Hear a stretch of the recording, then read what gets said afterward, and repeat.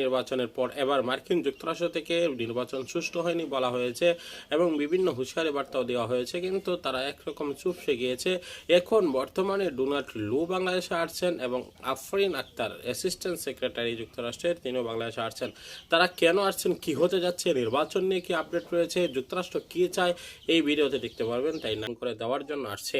3 মাস পরে নির্বাচন হবে বিএনপির দাবি ছিল, কিন্তু সেই নির্বাচনকে তারা করতে আসছে না। আমরা যদি এক কথায় বলি, অ্যাসিস্ট্যান্ট সেক্রেটারি ডোনাল্ড লু আসুক অথবা প্রধানমন্ত্রী জো বাইডেন অথবা সাবেক প্রধানমন্ত্রী ডোনাল্ড ট্রাম্প, সকলেই যদি ঐক্যবদ্ধ হয়ে একসাথে আসে, তারপরও বাংলাদেশের নির্বাচন দেওয়ার জন্য তারা স্পষ্ট বলতে পারবে না। কেননা বাংলাদেশের একটি নতুন আইন রয়েছে, সেই আইনের অনুসারে বাংলাদেশ চলে এবং সংসদ রয়েছে, সংসদ অধিবেশন অনুসারে চলে এবং সাংবিধানিক একটি বিষয় রয়েছে, সে বিষয় অনুসারে চলবে। আর সেই বিষয়ে হস্তক্ষেপ করা কোনো দেশের দায়িত্বের মধ্যে পড়বে না।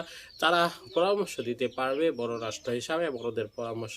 আর প্রধানমন্ত্রী সেই সুযোগেই কিন্তু সদ্ব্যবহার করেছেন, যে স্পষ্টভাবে জানিয়ে দিয়েছেন যে মার্কিন যুক্তরাষ্ট্র হোক, যে কোনো দেশ হোক, দাদাবাবুদের কথায় অবশ্যই তিনি চলবেন না।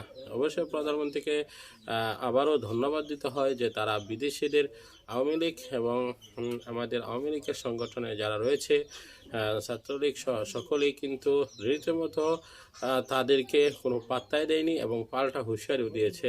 যেমন পিটার হাসকে আমাদের ছাত্রলীগ ভাইয়েরা কিন্তু যথেষ্ট পরিমাণ তাকেও ট্রেড দিয়েছে পাল্টা, এবং যুক্তরাষ্ট্র পরিশেষে কোনো কুল কিনারা না পেয়ে কিন্তু তারা চুপ হতে বাধ্য হয়েছে। যদি যুক্তরাষ্ট্রের কথা মানা হতো তাহলে যা ইচ্ছা তাই করতো বাংলাদেশে, যেটা আমরা কখনো সহ্য করতে পারতাম না। সময় দর্শক মূল এই বিষয়গুলো নিয়ে আপনার মন্তব্যকে জানিয়ে দেবেন।